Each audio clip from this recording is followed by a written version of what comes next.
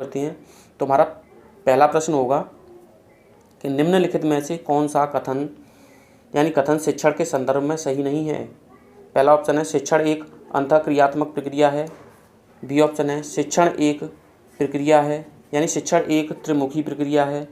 और C option है कि शिक्षण एक प्रभाव निर्देशित प्रक्रिया है।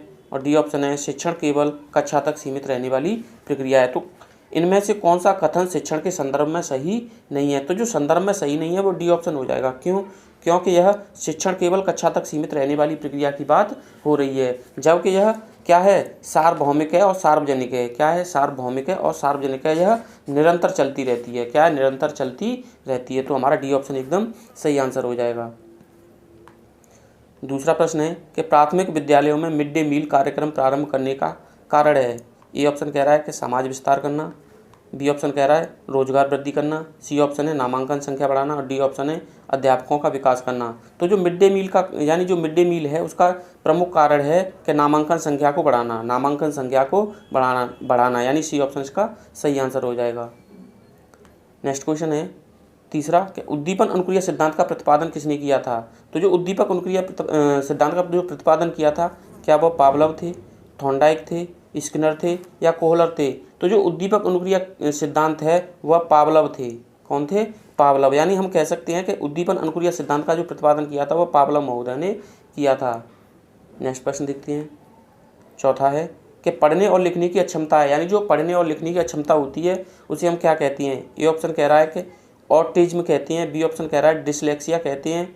और सी ऑप्शन कह रहा है डिस्ग्राफिया कहते हैं। और डी ऑप्शन कह रहा है एक्सप्रेसिया कहते हैं। तो पढ़ने और लिखने की जो अक्षमता होती है उसे हम डिसलेक्सिया कहते हैं। क्या कहते हैं? डिसलेक्सिया कहते हैं। यानी बी ऑप्शन इसका सही आंसर हो जाएगा।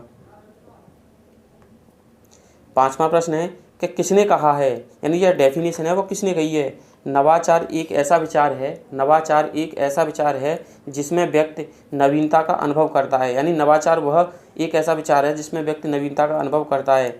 ऑप्शन ए कह रहा है कि एच.जी. वर्नेट ने कहा है। बी ऑप्शन कह रहा है ई.एस. रोजर्स ने कहा है। और सी ऑप्शन कह रहा है कि एल यानी एम.बी. माइल्स ने कहा है। और डी ऑप्शन कह रहा है एलेन ने कहा है। तो जो नवाचार एक ऐसा विचार है जिसमें व्यक्ति नवीनता का अनुभव करता है, यह ई.एल. रोजर्स ने कहा है। किसने कहा है? ई.एल. रोजर्स ने कहा है। यानी सी ऑप्शन, बी ऑप्शन इसका सही आंसर है। छठवां प्रश्न है कि भारतीय शिक्षा के इतिहास में सर्वप्रथम किस समिति ने अपव्यय एवं अवरोधन पर, यहाँ क्या आएगा? अपव्यय आएगा। क्या आएगा? अपव्यय। यहाँ अपव्यय आएगा। क्या आएगा? अपव्यय। भव्य नहीं होगा, यहाँ अपव्यय। यानी भारतीय शिक्षा के इतिहास में सर्वप्रथम किस समिति ने अपव्यय एवं अवरोधन पर विचार किया था। हरटांग समिति ने, यशपाल समिति ने, मेहता समिति ने या जाकिर हुसैन समिति ने। तो जो अपव्यय एवं अवरोधन पर जो सबसे पहले विचार किया था वह हरटांग समिति ने किया था। किसने किया था? हरटांग समिति ने किया था। यानी ए ऑप्शन इसका सही आंसर है। सातवां क्वेश्चन है कि परम शून्य स्थित होता है, यानी जो परम शून्य है वह स्थित होता है नामित स्केल पर। बी ऑप्शन है अंतरित स्केल पर यानी अंतरिम स्केल पर।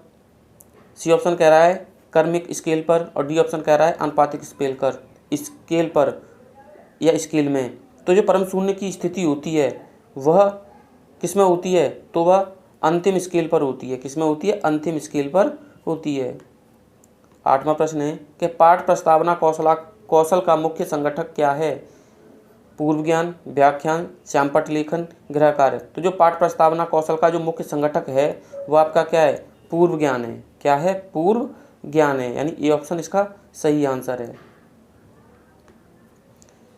नौवां प्रश्न है कि एनसीईआरटी द्वारा राष्ट्रीय पाठचर्या की रूपरेखा कब प्रस्तुत की गई थी। ए ऑप्शन कह रहा है कि 1986 में। बी ऑप्शन कह रहा है कि 1992 में। और सी ऑप्शन कह रहा है कि 2005 में। और डी ऑप्शन कह रहा है कि 2009 में। तो जो एनसीईआरटी राष्ट्रीय पाठचर्या की जो रूपरेखा प्रस्तुत की गई थी वह 2005 में की गई थी। कब की गई थी? 2005 में की गई थी। यानी सी ऑप्शन इसका सही आंसर है। 10वां प्रश्न है कि शैक्षिक प्रशासन उपयुक्त शिक्षार्थियों को उपयुक्त शिक्षकों द्वारा समुचित शिक्षा प्राप्त करने योग्य बनाता है, जिससे वे उपलब्ध अधिक साधनों का उपयोग करके अपने प्रशिक्षण में सर्वोत्तमता को प्राप्त करने में समर्थ हो सकें। यह परिभाषा किसके द्वारा दी गई है? ए ऑप्शन है S.N. मुखर्जी द्वारा, बी ऑप्शन है कैम्पबेल द्वारा, सी ऑप्शन है वेलफेयर ग्राहक हक द्वारा, या डी ऑप्शन है डॉक्टर आत्मानंद मिश्रा द्वारा। तो यह डेफिनेशन दी गई है, यह जो डेफिनेशन दी गई है वह वेलफेयर ग्राहक के द्वारा दी गई है, यानी सी ऑप्शन इसका सही आंसर है। 11वां प्रश्न है कि भारतीय पुनर्वास परिषद की स्थापना किस उद्देश्य से हुई है? ए ऑप्शन कह रहा है कि दूरस्थ शिक्षा के उद्देश्य से, बी ऑप्शन है पर्यावरण शिक्षा के उद्देश्य से, सी ऑप्शन है दिव्यांगजन की शिक्षा के उद्देश्य से, और डी ऑप्शन है इनमें से कोई नहीं। तो जब भारतीय परिषद यानी भारतीय पुनर्वास परिषद की जो स्थापना हुई है वह दूरस्थ शिक्षा के उद्देश्य से हुई है। किससे हुई है? दूरस्थ शिक्षा के उद्देश्य से हुई है, यानी ए ऑप्शन इसका सही आंसर है। 12वां प्रश्न है कि विकासात्मक दिशा का नियम सम्मिलित करता है? ए ऑप्शन है मस्तकादोमुखी नियम, बी ऑप्शन है निकट से दूर, यहाँ दूर होगा, क्या होगा? दूर का नियम, सी ऑप्शन कह रहा है कि ए बी दोनों, डी ऑप्शन कह रहा है कि न तो ए और न बी। तो जो विकासात्मक दिशा का नियम होता है वह ए और बी दोनों होता है, यानी मस्तकादोमुखी का नियम और निकट से दूर का नियम। 13वां प्रश्न है कि मार्गरेट मीड के अनुसार वैयक्तिक भिन्नता के लिए सर्वाधिक महत्वपूर्ण कारक है? ए ऑप्शन कह रहा है जैविक, बी ऑप्शन कह रहा है मनोवैज्ञानिक, सी ऑप्शन कह रहा है सजातीय, और डी ऑप्शन कह रहा है सांस्कृतिक। तो जो मार्गरेट मीड के अनुसार वैयक्तिक भिन्नताओं के लिए जो सर्वाधिक महत्वपूर्ण कारक है, जो सर्वाधिक महत्वपूर्ण कारक है, तो वह आपका हो जाएगा सांस्कृतिक कारक। क्या हो जाएगा? सांस्कृतिक कारक है, यानी डी ऑप्शन इसका सही आंसर है।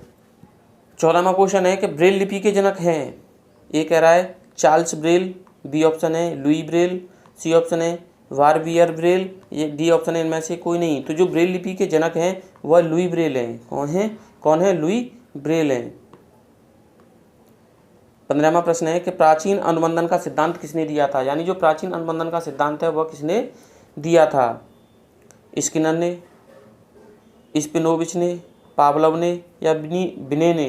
तो प्राचीन अनुबंधन का जो सिद्धांत दिया है, प्राचीन अनुबंधन का जो सिद्धांत दिया है वो पावलोव महोदय थे। कौन थे? पावलोव ने दिया था। 16वां प्रश्न है हेरोडिटी जीनियस नामक पुस्तक किसके द्वारा लिखी गई है? कैटेल के द्वारा, गाल्टन के द्वारा, टर्मन के द्वारा, पियर्सन के द्वारा? तो जो हेरिडिटी जीनियस नामक पुस्तक लिखी गई है वह गाल्टन के द्वारा होगा। यहाँ कार्ल्टन नहीं है, गाल्टन होगा। क्या होगा? गाल्टन। तो हेरिडिटी जीनियस नामक पुस्तक किसके द्वारा लिखी गई है? गाल्टन के द्वारा लिखी गई है। 17वां प्रश्न है कि निम्नलिखित में से कौन सा कारक बालक के विकास को प्रभावित करता है?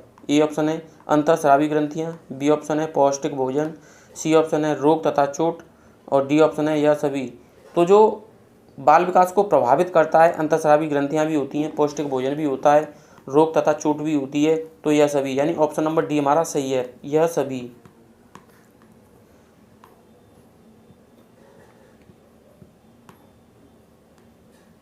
अठारहवां प्रश्न है कि मैग्ने के अधिगम सोपान का सही क्रम क्या है? ए ऑप्शन है नियम अधिनियम संप्रत्यय अधिगम समस्या समाधान, बी ऑप्शन है संप्रत्यय अधिगम समस्या समाधान नियम अधिनियम, सी ऑप्शन है संप्रत्यय अधिगम नियम अधिनियम समस्या समाधान, डी ऑप्शन है नियम अधिनियम समस्या समाधान और संप्रत्यय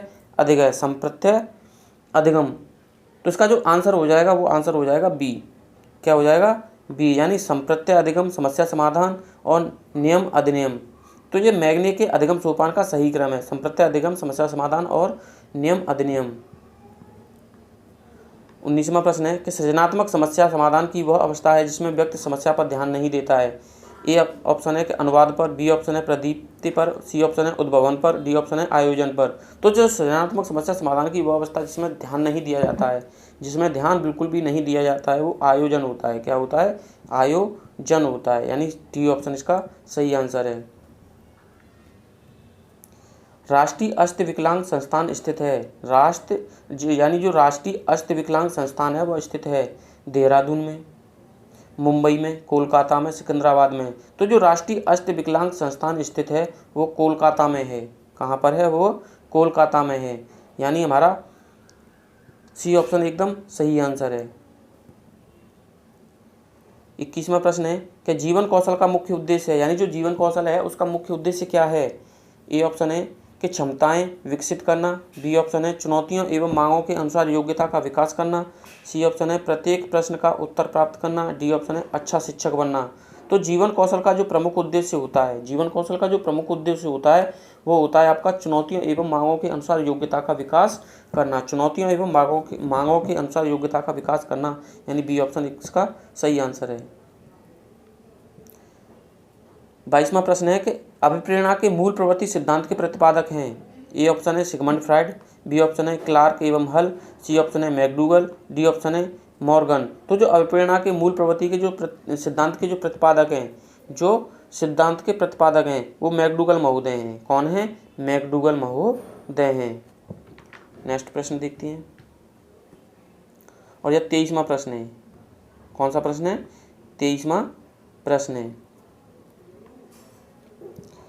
कि सहानुभूतिपूर्ण कौशल है, यानी सहानुभूति कौशल में व्यक्ति, यानी जो सहानुभूति होती है उसमें व्यक्ति दूसरों की परेशानियों को समझता है, दूसरों को पसंद करता है, दूसरों की इच्छा अनुसार कार्य करता है, हमेशा भ्रम में रहता है। तो जो सहानुभूतिपूर्ण कौशल होते हैं, यानी जो सहानुभूति कौशल में व्यक्ति जो करता है दूसरे की परेशानियों को समझता है। क्या करता है? दूसरे की परेशानियों को समझता है, यानी इसका ए ऑप्शन बिल्कुल सही आंसर है।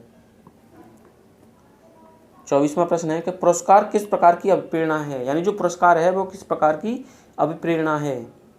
ए ऑप्शन है धनात्मक एवं प्रत्यक्ष है, धनात्मक एवं प्रत्यक्ष है, बी ऑप्शन है धनात्मक एवं अप्रत्यक्ष है, धनात्मक एवं अप्रत्यक्ष है, सी ऑप्शन है ऋणात्मक एवं प्रत्यक्ष है, डी ऑप्शन कह रहा है कि ऋणात्मक एवं अप्रत्यक्ष है। तो जो पुरस्कार होता है वो हमेशा धनात्मक प्रत्यक्ष होता है। क्या होता है? धनात्मक प्रत्यक्ष अभिप्रेरणा का उदाहरण होता है। क्वेश्चन 25वां है कि शिक्षा का अधिकार अधिनियम यानी आरटीई एक्ट किस वर्ष से प्रभावी हुआ है? 2009 से, 2010 से, 2005 से, 2001 से। तो जो शिक्षा का अधिकार अधिनियम आरटीई एक्ट जो प्रभावी हुआ है वो 2010 से हुआ है। कब से हुआ है? 2010 से हुआ है। 26वां प्रश्न है कि मूल्य वह है जो मानव इच्छाओं की पुष्टि करे। यह विचार किसने दिया है? अरस्तू ने, ह्यूम द्वारा, अर्बन के द्वारा या हाफडिंग के द्वारा। तो मूल्य वह है जो मानव इच्छाओं की पुष्ट करे, तो यह विचार दिया गया है अर्बन के द्वारा दिया गया है। किसके द्वारा दिया गया है? अर्बन के द्वारा दिया गया है, यानी सी ऑप्शन इसका सही आंसर है। 27वां प्रश्न है कि निम्नलिखित में से कौन सा एक सामाजिक प्रेरक है, यानी इनमें से कौन सा एक सामाजिक प्रेरक है? ए ऑप्शन कह रहा है आत्मगौरव, बी ऑप्शन कह रहा है प्रेम, सी ऑप्शन कह रहा है भूख और डी ऑप्शन कह रहा है प्यार। तो जो सामाजिक एक प्रेरक है वह आत्मगौरव है। क्या है? आत्मगौरव है। इसका ऑप्शन ए सही है बिल्कुल। 28वां प्रश्न है कि अलग ढंग से कार्य करने तथा नए तरीकों का इस्तेमाल करने की योग्यता क्या कहलाती है? ए ऑप्शन है सृजनात्मकता, बी ऑप्शन है व्यक्तित्व विकास, सी ऑप्शन है नवीनता और डी ऑप्शन है जागरूकता।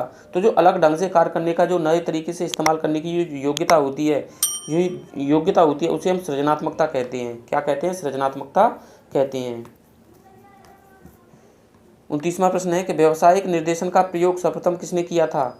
मायर ने, पार्सन्स ने, हॉक ने, ब्रेवर ने। तो जो व्यावसायिक निर्देशन का सर्वप्रथम प्रयोग किया था वह किसने किया था? तो यह जो किया गया है, यानी व्यावसायिक निर्देशन का जो सर्वप्रथम प्रयोग किया गया है तो वह पार्सन्स के द्वारा किया गया है। किसके द्वारा किया गया है? पार्सन्स के द्वारा किया गया है। 30वां प्रश्न है और यह लास्टवां प्रश्न है कि एनसीईआरटी शैक्षिक संदर्भ में निम्नलिखित मूल्यों में से किसको स्वीकार किया है? श्रम यानी सफाई एवं सच्चाई को, श्रम को, समानता एवं सहयोग को या सभी को। तो जो एनसीईआरटी ने शैक्षिक संदर्भ में निम्नलिखित मूल्यों को जो स्वीकार किया गया है तो वो यह सभी हो जाएंगे। क्या हो जाएंगे? यह सभी हो जाएंगे। दोस्तों यह वीडियो आपको अगर पसंद आई हो तो लाइक कीजिए, चैनल को सब्सक्राइब कीजिए। मिलती है नेक्स्ट वीडियो में।